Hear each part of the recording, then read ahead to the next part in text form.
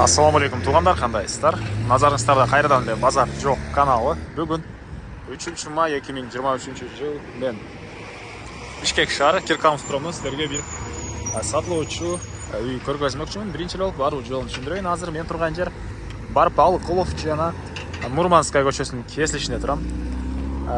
Ушул жерден чыгышты карай бир аз эле жүрсөңүздөр, Мурманская 32 даректе сатылуучу үй жайгашкан тугандар. Анан жанында могу 2 прораба деген чоң курулуш гипермаркеттин аренда алсаңыздар болот. Түндүктү карай түшсөңүздөр,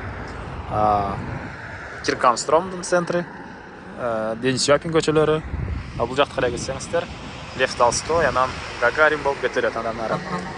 Жана бул жерден шаардын буш-бушуна жүргөн маршруткалар бир аз эле бирге карай бассаңыздар, троллейбуска чейин бар экен тугандар.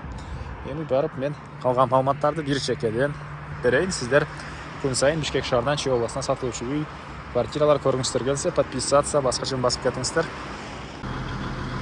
Мынакей туугандар, келүү жолун түшүндүргөнчө бүгүнкү чыгарыштагы сатылуучу үйгө да жетип келип калдым. Бул үйүбүздүн көчө тарабы туугандар. Дарек Мурманская көчөсү 32 даректе жайгашкан. Көчө тартан көп тургансыздар дарбаза, бул жагы мындай забор. Үйүбүз полдон. Азыр видеонун жүрүшүндө калган маалыматтарды бир чекеден берем. Анан сиздер бул чоң Мурманская көчөсү менен түз чыгышты карай басып сол тарапка бурсаңыздар, Садык Алия көчөсү, Дордой Моторско, анан Денис Япинага түшүп кете аласыздар бул жак менен. Жана айткандай эле бул жагын түшүндүрдүм, чыксаңыздар Барпалыкулов, оң тарапка жүрсөңүздөр Киркамстром, сол тарапка карай жүрсөңүздөр Ак өргө, Ак Ордо тарапка чыгып кете аласыздар Барпалыкулов менен тургандар.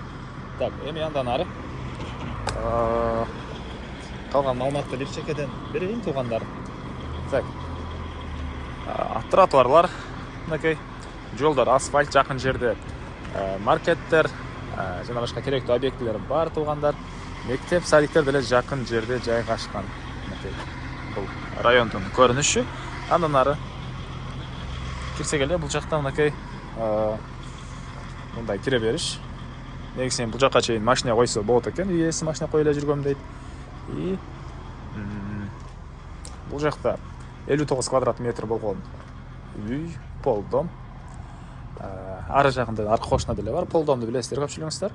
Анан өзүнүн жеринин аянты 4 соток. Документтер боюнча техпаспорту бар экен. Жана плюс бул жакта 2 бөлмөлүү времянка, баня, мондай навес склад, алтырау стяжка, жана төрүндө дагы бош жер бар. Төрүндө дагы үй салсаңыздар деле болгудай бош жери бар туугандар. Азыр биринчи болуп үйүбүздүн ички тарабын көргөзөйүн. Андан соң коросуна чыгып да калган маалыматтарды бир чекеден берем туугандар. Мынакей бул үйүбүздүн кире бериши, прихожка.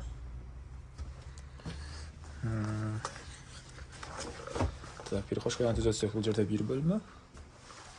Мынакей тамак жасоочу бөлмө. Оң тарапка карай кирсеңиздер, бир кладовка.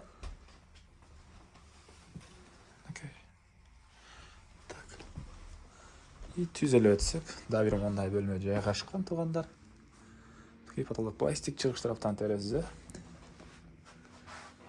Оң тарапка карай кирсеңиздер, дагы бир бөлмө мынакей. Бул жагы балдар бөлмөсү. Анан плюс короосунда 2 бөлмөлүү времянка. Азыркы учурда ал жакка квартиранттарды жайгаштырган үй ээлери. Так, мен эле сатылуучу үйдүн короосундамын туугандар. Анан бул жакта баня. Буга чейин үй ээси өзү иштетчү экен. Элди киргизип, бир аз мондай бош жер бул төрүндө.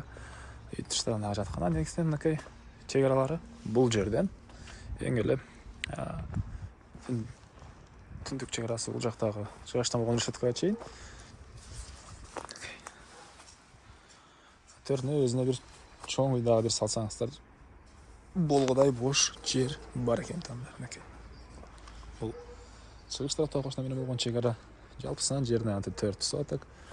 Төрүндө катарынан үйлөр и баня, бош жер. Анан видеонун башында айткандай, чоң жолдон деле маршруткалар, Денис Япинанан деле көптөгөн маршруткалар менен шаардын буш-бушуна бара аласыздар. Дордой Моторс, Кудай бергенде иштөөчүлөр болсо, бат эле барып келсеңиздер болот машина менен. Анча деле алыс эмес, ал базарлар деле Киркамстромдон туугандар. Так, бул үйдүн баасы $34,000 сурап атыптыр. Үй ээси анан дагы сүйлөшүү болот. Эсин номер менен экранга эсетелдеп калтырамыз, аны кылып сүйлөшүп көрүңүздөр. Сүйлөшүү болот. Анан бул видеону сиздер достор менен, группалар менен бөлүшсөңүздөр, мага бул ийесине чоң жардам берген болосуздар. Анда эмесе мен сиздер менен коштошом. Кийинки чыгышка чейин саламатта калыңыздар.